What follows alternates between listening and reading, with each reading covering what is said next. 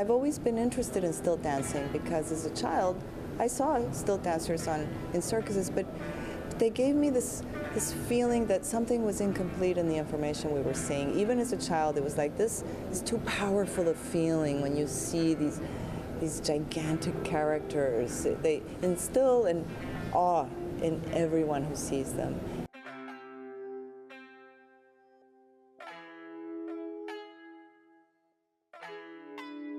What you're seeing here is a coming together of many different cultures. So the textiles come, some from Africa, some from Mexico, some from New York, have been designed just a few blocks away. So they're from many different places.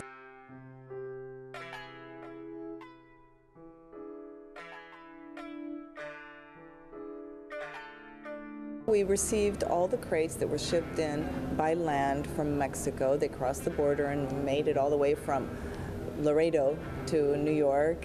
And so we had over 25 packages between big, large wooden crates that hold the stilts because they're very fragile. So you open the crates, photograph, look at the condition of how everything arrived, then start cleaning everything, ironing, steaming, and installing. And as you can see, not everything is finished right now. This has been such an exciting project that I've learned so much, and it confirms that when we work in collaboration with our community, with what we have, when everybody brings their talent, their knowledge, and appreciates it, brings value to it, there's so much that we can do. Brooklyn represents this coming together of, and it is the coming together of so many cultures. Brooklyn is the Caribbean. Brooklyn is the perfect fit. Cool. Building bridges between international communities, that's the overall theme of a new exhibit opening here at BRIC House Gallery tomorrow. It's called Transcommunality, Collaboration Beyond Borders. You just got a glimpse of the exhibit in the clip we just saw, but here to share more of the concept of the show and the story behind the gigantic pieces you saw is the artist herself, Laura Anderson Barbata. Thank you very much for being here. Welcome to BK Live.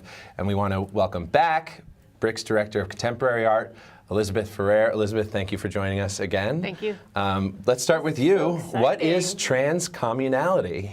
Well, it basically means across cultures.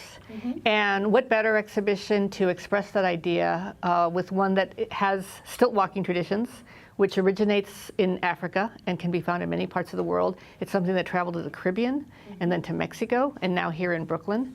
So we're talking about traditions that have morphed and changed and taken on local character, but it's rooted in something very powerful and that has a lot of meaning for a lot of people. And so transcommunality is really a way of respecting tradition and keeping tradition alive while also respecting difference among communities. So it's a way of kind of bringing people together by respecting communities. Well, that's what happens in Brooklyn because we have so many different communities. So it's a perfect exhibit to exactly, be here. And that's one of the reasons that I wanted to bring the show here is because we do have a really large Caribbean community here traditionally. And more recently, we have the growth of the Mexican community, and that's reflected in this exhibition. And of course, there's the Brooklyn Jumbies who perform locally. So it's an exhibition that's very global, and it's also very local. Yeah, we want to ask more about the Jumbies. Definitely. Laura, so you're originally from Mexico City. Yes. How did you come to find stilt walking as an art form? Well, it started, my work is based on creating projects in communities and social projects, where art is a catalyst for creating change or providing new things for communities. And so through the dialogue of art, we can approach maybe new ways of looking and solving problems. Right. Or having fun. So I was invited to Trinidad and Tobago to work on a residency. And being there, I wanted to work with the great mass designers, Peter Minshall. And I ended up working as a volunteer in a group, in a yard where children are taught to stilt dance. And this yard is not supported by any government or any kind of funding at all. And it's all volunteer efforts. And it had all of the elements that I found fascinating. First of all, these children on these stilts, you look up to them, they're angels.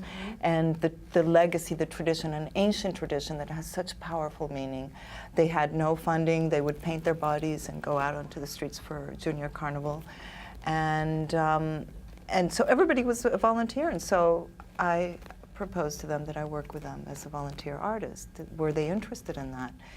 The volunteers there were basically the children's parents and neighbors of this underserved community. Elizabeth, you mentioned that it's stilt walking is from Africa, but I mean, as we know, Africa is a continent, not a country. So can you elaborate more on the history of stilt walking? Yes, West Africa and Senegal, perhaps. There's very, of course, as we know, unfortunately, there's also a lot of missing pieces into the puzzle of the origins of stilt dancing. But it is from West Africa.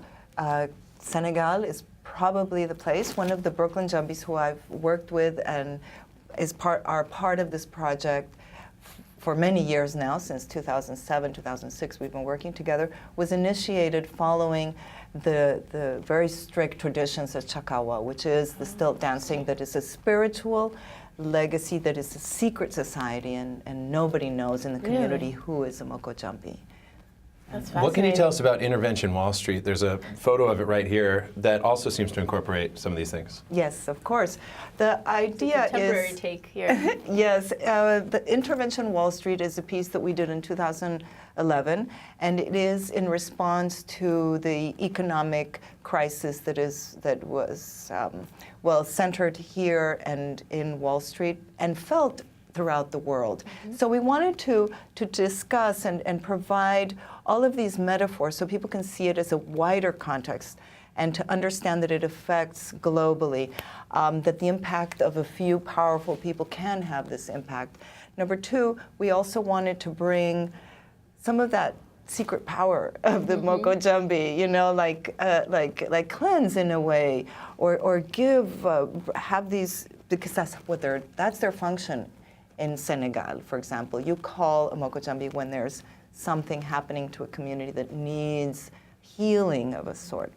That's the other thing I was interested in doing. And also, we gave out coins. And I'm in the performance. I'm not in this photograph, but I'm also part of the performance. We gave out chocolate coins, gold cup covered coins. And so there's many different readings as to this. We walked through Wall Street. We walked in several of the streets, and of course they represent many things. The powerful, and so there's many ways, of course, to. Have you learned to stilt walk over the years since you've been working on this project? You know, I'm the link between these gods and the audience. Right. So I found through my work in Trinidad that link was needed to engage and to bring them closer, to bring these two voices closer, to interact. And then I found that in some of the Caribbean countries, the stilt dancers have a dwarf that wear the same outfits, and that's me. And if you look in the exhibition, we have the Wall Street costumes downstairs, and they're right towering. There. But you'll also see Laura's costume, which is and everyone should definitely come starting tomorrow. I love it. It's so colorful and beautiful. Can you talk about the collaborative process here? Well, Laura and I have known each other for many years, and I've followed her work and have been fascinated by the way that she's moved from more traditional art forms like working on paper and sculpting to working with these more social practices. And when I learned about this project and that it had now become an exhibition that had originated in Mexico, it seemed like really perfect. So this is the first the showing in the United States. It had been shown in different kinds of museums in Mexico. It had been in more of a history museum, a textile museum, and a contemporary art museum. And we wanted this work to read primarily as contemporary art in a contemporary art space. It has many layers. Right. I mean, you just look at those textiles and you learn a lot about textile traditions. You look at the alebrijes, which are wooden carvings made in Oaxaca, and you learn about that tradition. But there's a very important practice that Laura is bringing in terms of being a contemporary artist, working collaboratively and working with communities. And so we wanted to try to illuminate that in the way that we installed the show. And so she and I worked really closely together to install it and to make the most of our very high ceiling gallery space. Yes, what was that installation process like from your standpoint? Oh, it's really an exciting opportunity to be working at BRIC and to install here, because you also have works that can be seen from the street because of the windows, and of course the crew at BRIC are incredible, and it's having the steps also. You know that you have people that are going to be able to see the exhibition from different angles and pretty much throughout the day. So it's been a real treat to work with such a professional and experienced team and to have all of the characters in one place. So this is really the first time after these ideas were discussed with Elizabeth that we wanted to give that experience of being in mass, like you have, like when you perform or you see these characters in performance. And to that point, you know, it starts tomorrow, July 9th. It'll be here until Labor Day. What are all the things that you're hoping people may take away from it? Well, there's many things. One is I hope that people are going to be inspired and to be curious about other cultures. This project has also linked together groups in Oaxaca that are artisans, as Elizabeth has mentioned, also stilt dancers that are traditional from Oaxaca. They didn't know about the Brooklyn Jumbies, and they didn't know about Trinidad stilt dancing or West Africa. So this is one of the links, one of the bridges that are being built, and so the Brooklyn Jumbies have come to Mexico several times, performed in different areas. And we hope to be working with immigrants who are from Oaxaca that live close by, also still practice. Right. And so and I also want to think of the stilts as a metaphor of looking at our society as from an elevated perspective, and how all of us collaboratively can learn, respect, and also enjoy this coming together of cultures. Now you mentioned there's going to be an event July 15th. Yes, we're excited to bring Dr. Edward Sullivan, who is at New York University and a world-renowned expert in Mexican art. He was also one of the authors in the beautiful book that accompanies this show. So he'll be in a conversation with Laura right on the stoop at 7 p.m. on July 15th, and that's free of charge, so we invite everybody to come.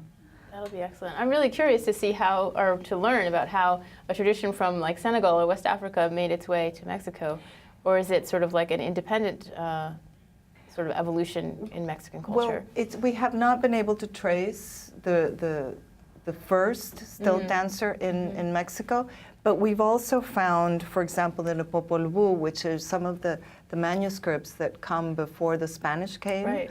Mayan, right? Mayan? Yes, Mayan, and there's a representation of a stilt dancer there, and in some of the pottery as well.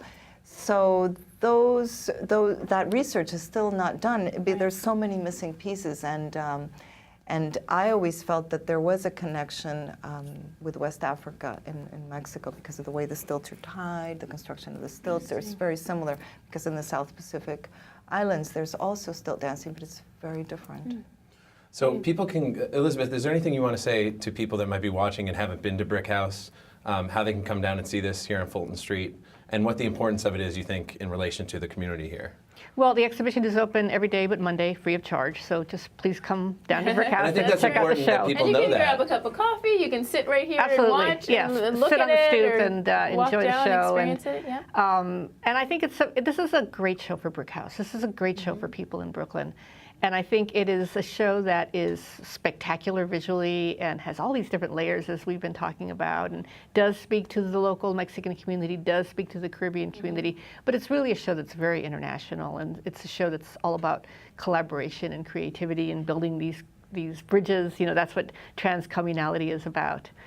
So we really invite everybody to come down and see the show and enjoy it here. Thank you both for coming on. This is such an exciting exhibit, and it's so wonderful to hear about the history of stilt walking and it's all here, your work. Yeah, it's here till Labor Day, so we're sure many people are going to come videos enjoy and it. everything Yes, too. exactly. You can see them in A lot of action. music. Yes. Excellent. Thank you both very much for being here. you. Looking forward to Thank seeing the you. exhibition. It opens tomorrow.